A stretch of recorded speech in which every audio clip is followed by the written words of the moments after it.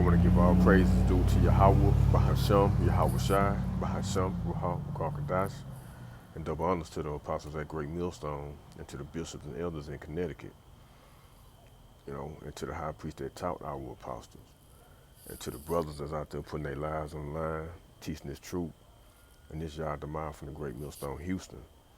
And I'm going to go into 2nd Ezra, the 15th chapter in this lesson, because we somewhat, we pretty much are in Jacob's trouble, the beginning of it, and it's gonna get worse. Okay, and let's go ahead and get into it. The 2nd Ezra, the 15th chapter, verse 14. Woe to the world and them that dwell therein, for the sword and their destruction draweth nigh, and one people shall stand up and fight against another, and swords in their hands, right? It's pretty much civil war when it's just people, gonna be at it one another, because these people gonna be on edge out here, you know. And it reads, verse 16, and it reads, for there shall be sedition among men, and invading one another. They shall not regard their kings nor princes, and the course of their actions shall stand in their power. Right. These people they're gonna come against these presidents, they governors, you know, and hey, it's gonna be nasty, man, for all of these people doing all these writing laws, prescribing laws, wicked laws against the people, and they ain't going for it. And that's why they're gonna come against these presidents and their governors, because they ain't doing right by them anyway. But let's go into that word sedition. I don't want to be rambling, because I already got it queued up. This sedition, the AI overview. Sedition is conduct such as language or actions intended to incite rebellion or insurrection against the Sedition. government or established authority. Right. Well, I read it's pretty much saying the same thing. Conduct or speech in inciting people to rebel against the authority of a state or monarch. Right. Just coming against the government. You know. Let's get back into it. It's verse 17, 2nd Ezra 15 and 17. A man shall desire to go into a city and shall not be able. Right.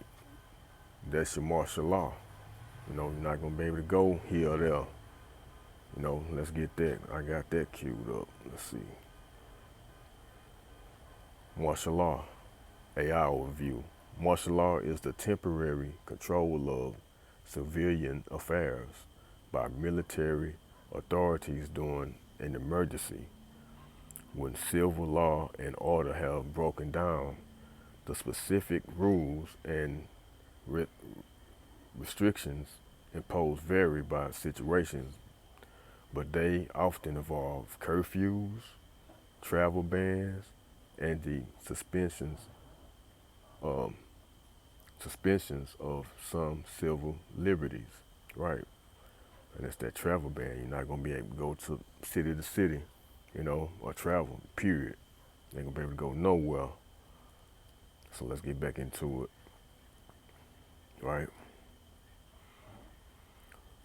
And I read it again, 17, verse 17, 2nd Ezra 15 and 17. A man shall desire to go into a city and shall not be able, for because of their pride,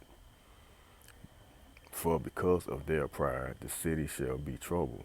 Right? These people out here, man, they full of pride. They pride is hell, And that's why it's going to be Jacob's trouble out here, For because of their pride, the city shall be troubled.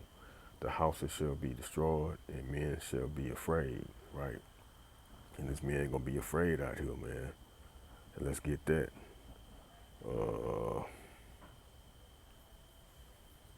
Jeremiah. This Jeremiah 30 and 6. Ask ye now, and see whether a man doth travail with child. Wherefore do I see every man with his hand on his loins, right? Pretty much I'm taking it as he's grabbing between his legs, and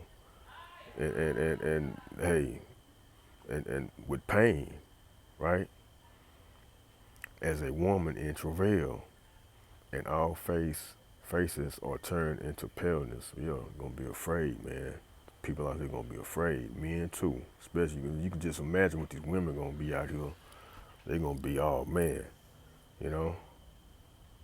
Verse 7, Jeremiah 30:7. At last, for that day is great, so that none is like it, right? It is even the time of Jacob's trouble. It ain't gonna be a day. It's gonna be, man, what kind of day this gonna be, right? It's gonna be crazy. But he shall be saved out of it. Who is that he? That's the elect, you know, the elect of Israel. And I hope and I'm of that number, right? The elect, the remnant, will be saved out of it. So I'm reading it again. Jeremiah 30:7, at last for that day is great, so that none is like it. What day, it ain't gonna be a day like it. It is even the time of Jacob's trouble, but he shall be saved out of it. Yeah, Lord willing, me, the brothers that are out here doing what they supposed to do, we be saved out of it. So let's get back into it.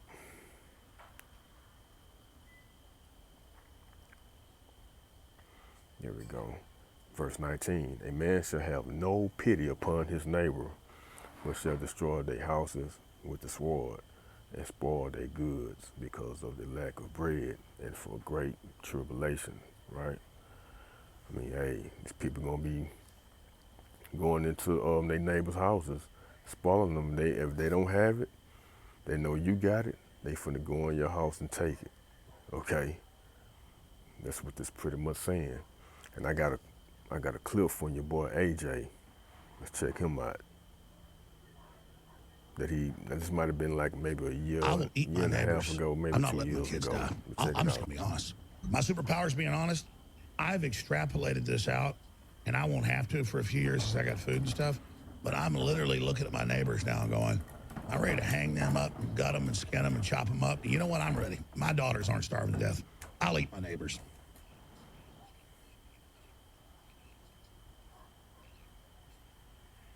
There you go.